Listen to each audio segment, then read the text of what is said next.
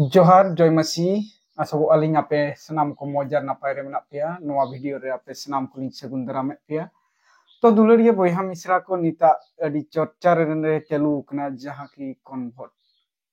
और नोआ दो अडी ट्रेडिंग रे चला कना जहां की नोआ दो आयमा समय रे नोआ रिलेटेड को रोड़ेत कना जहां की ओना दो हुयुगो कना जहां की रिलीजन बांग धर्म आधारित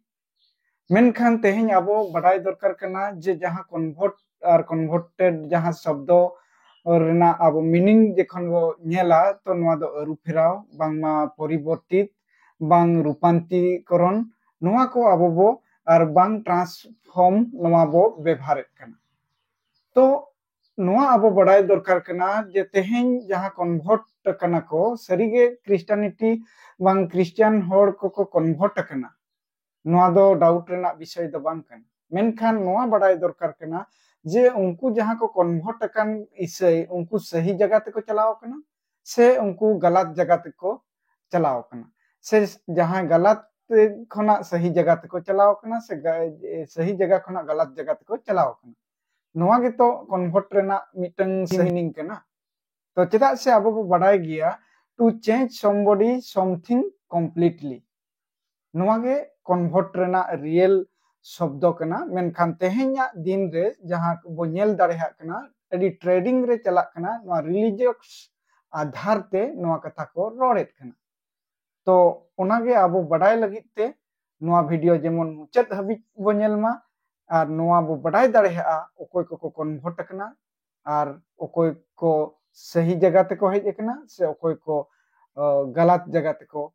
हेज कना दुलरिया बयहा मिश्रा को जहां वास्तविक कन्वर्ट रेना जहां मीनिंग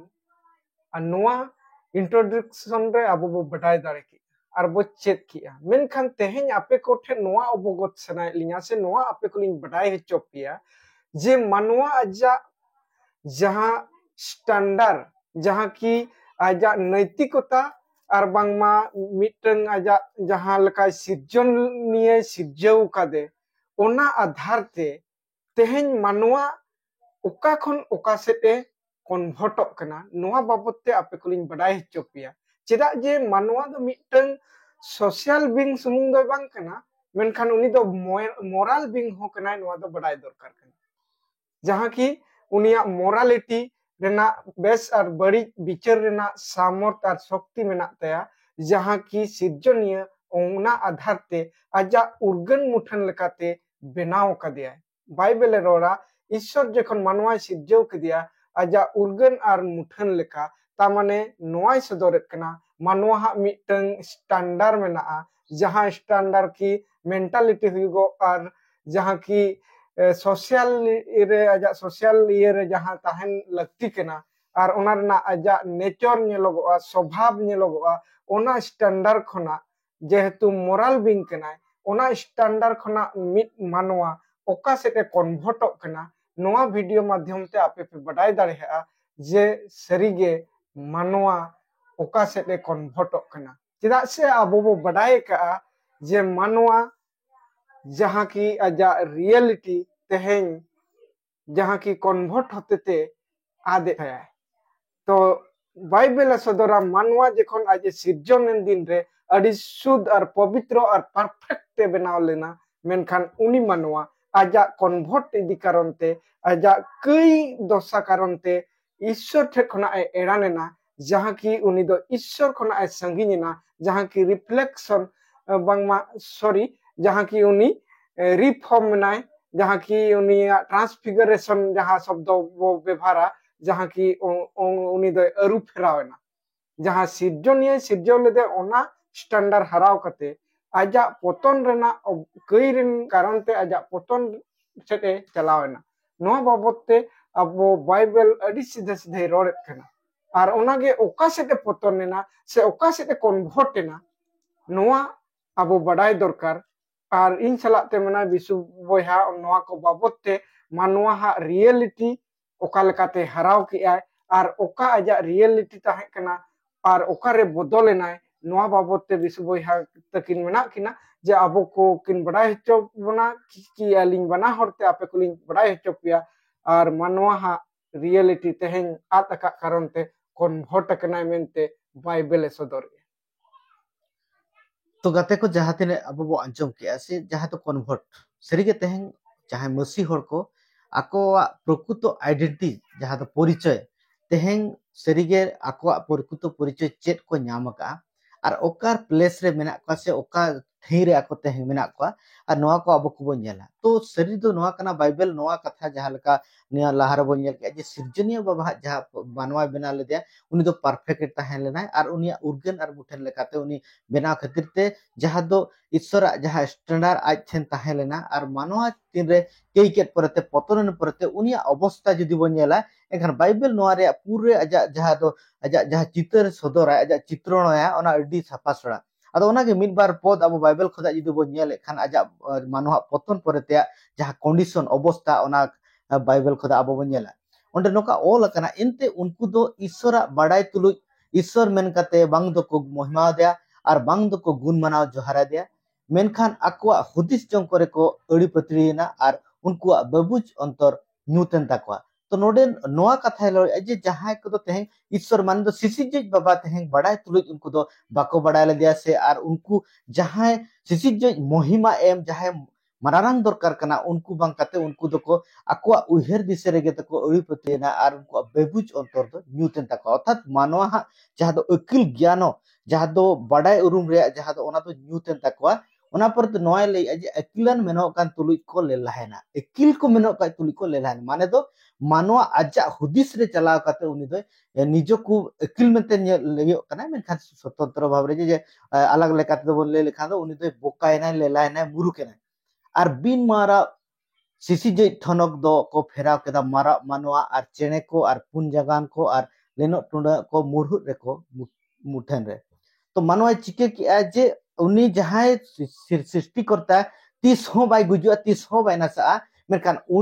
उनी दो को फेराव के दिया माने दो मारा माने दो नष्ट कान मानवा मुठेर रे को परिवर्तन किया चेणे को लेनो टुंडंग को जानवर को जहां दो नितो जुदी अब मूर्ति लेकाते बो नेला नोकाना लेकाते मानवा फेराव के दिया नो दो मानवा पतन परे कंडीशन कना जे मानवा आजा हुदिस ते उनको हो आइरिन मिटंग जहां दो सिरजो बाबा लेकाते सेवा एतोब क्या ओना परते आर हो नोय सदर जे उनको दो को चिकेना उनको दो ईश्वर सरिया ते दो एड़े ते को बदल किया माने सरिते सिरजन बाबा सरिते दो एड़े ते को बदल किया और सिरजो गे डबो आर को सेवा द सिरजो आगे को डबो क्या सिरजो माने सृष्टि को सेवा किया सृष्टि करता दो बांगा सिरजो को डबो सेवा केदा सिसिजय बांकाते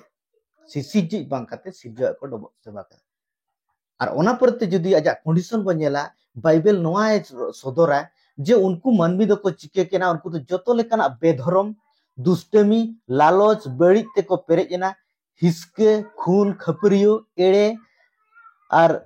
चुगली को ओक्ता चिंता को ईश्वर हिरको माने सृष्टिकर्ता हिरको लेकाना बेमानत को धमक को और एंगा आपा बेबाताव को बेबुज को बंदोबस्त रपुत को बिन दुलड़ को खुनिए को ओने उनकोना ईश्वर एरी बड़ाई तुलुज बांग उनको कमी को ते को गोज गोज ले कान को उनको के को कमी ओना स्कार दो बांग मेनखान उनको उनकान कमी को खुशिया कना मानवा पतन निने हुईना जे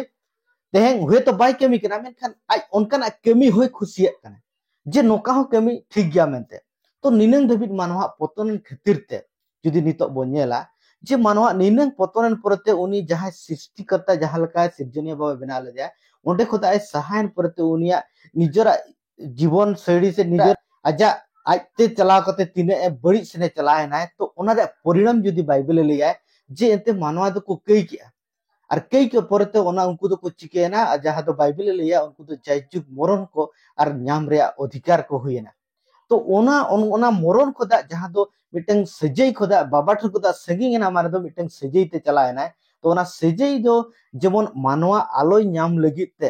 तेहें उनी सिसिजी बाबा गे आजा बंदोबस्त से बनाव किया जे ओना दुलड़ चे लकाते जेहेतु मानवा दुलड़ को खातिर ते जे ओना आजे सदर के ओनाते बाइबल नोआ ले जे एते ईश्वर धरती को नोकाय दुलड़ के को अजी एक्सकार जन्म होपने एम के दे आ जहां के उनी को प्रति उनको तो जायजुग जीवन को न्यामा तो नोआ आजे व्यवस्था के ओंडे ओंडे नोआ कथा बो नेल दाड़े जे जहां दो मिटंग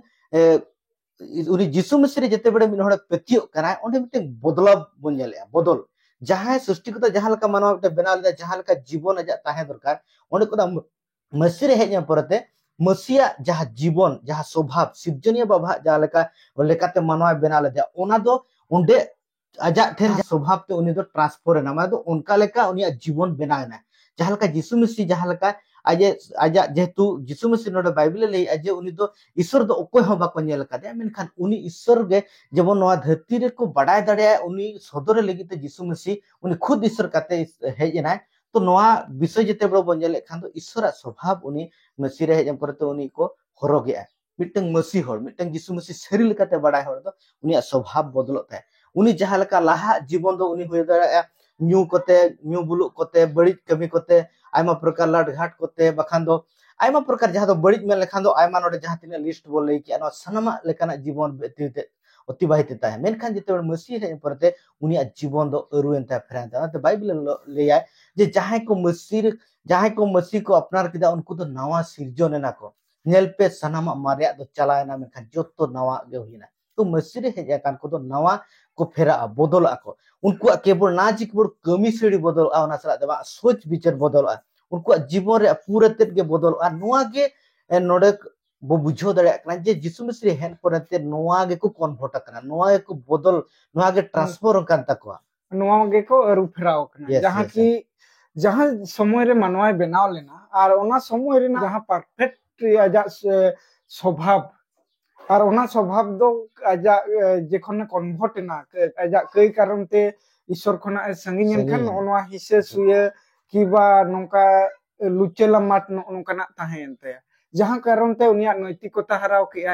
आजा जहां की नैतिकता मा हराव के गया मेनखान ओना सलाते आजा जहां मोरल जहां की अंडरस्टैंडिंग जहां की मोरल अंडरस्टैंडिंग जहां को मेता कना जहां बेस और बड़ी तेहन होड़ बाको ठीक दाड़े कना बेस और बड़ी चेत कना तेहन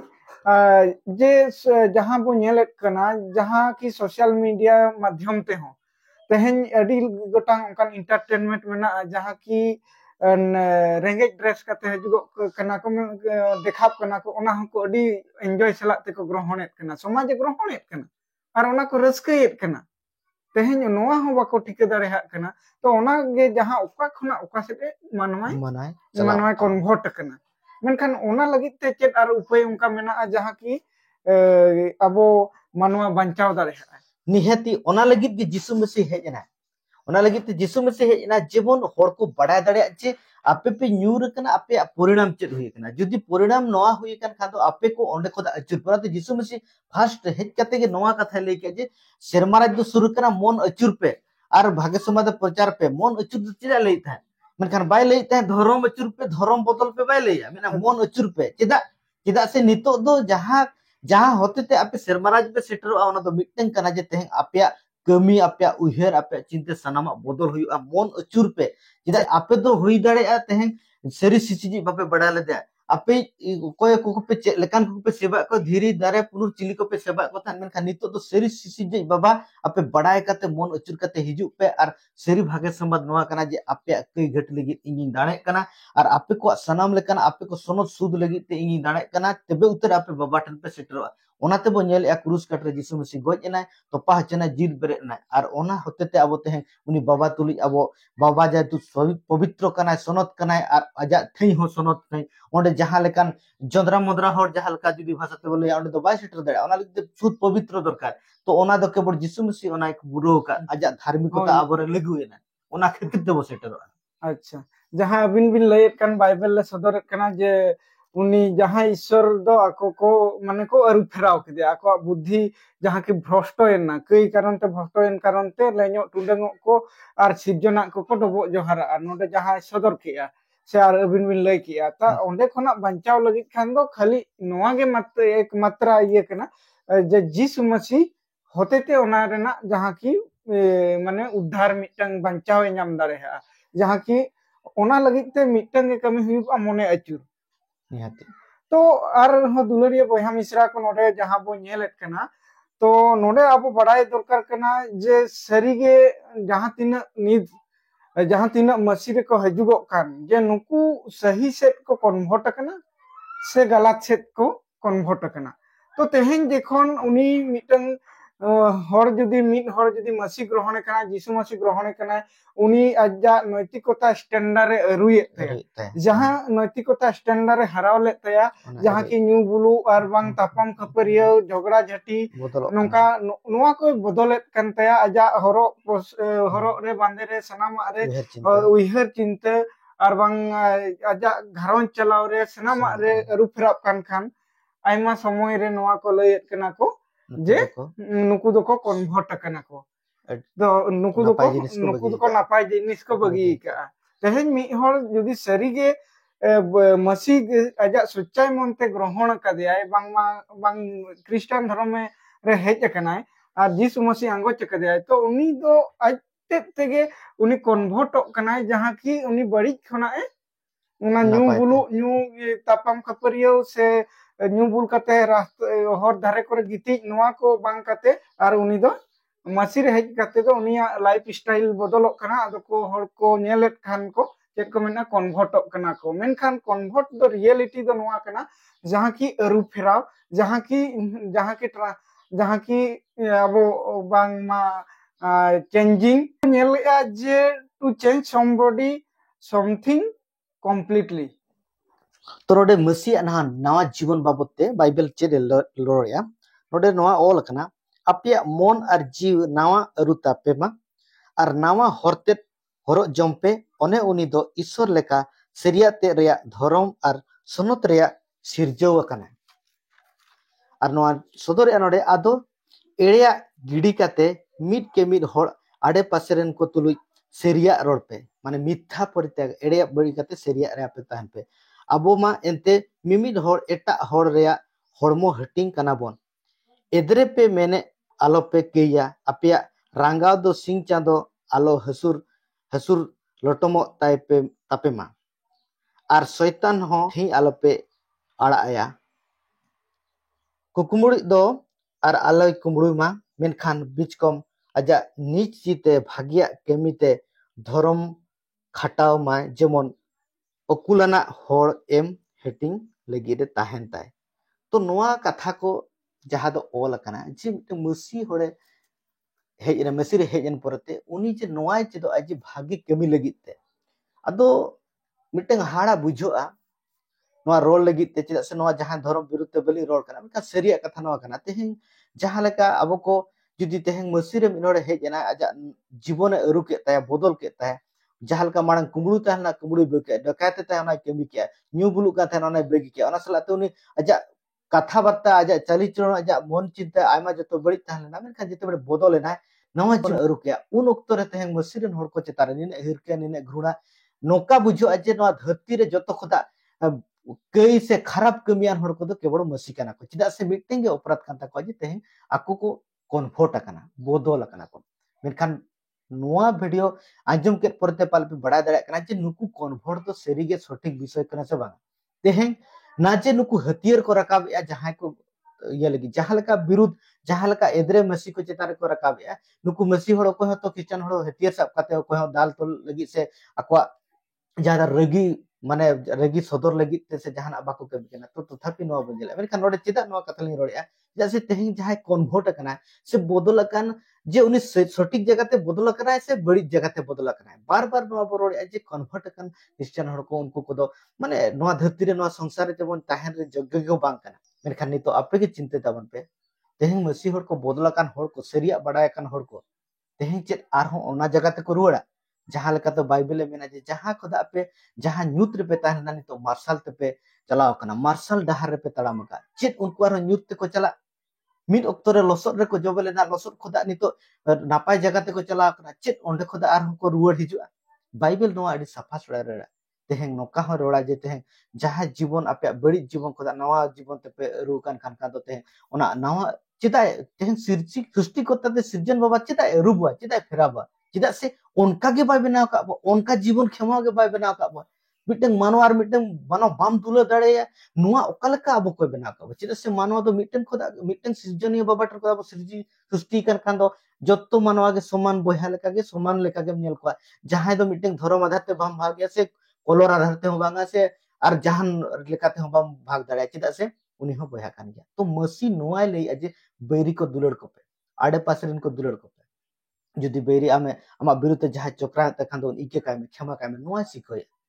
तो दुलड़े बहा मको तेहन ओका ओका कन्वर्ट kan जुदी आले कन्वर्ट kan तो चेल गलती का से ओका जगह रे मिला ले आले ले बड़े तेहन आले पोजीशन ओका रे बाइबल ले जे तेहन आपे लातार खोदा रकाब आपे शर्मा सिंहासन आपे दुड़ू का मसी ले का जे तेहन आपे तेहन मसी जे तो सिंहासन रे मेना शर्मा सिंहासन रे तेहन मेने इया इया ठई रे आपे दुड़ू का पे तेहन ओका लका ठईरा बोता है सनाय बो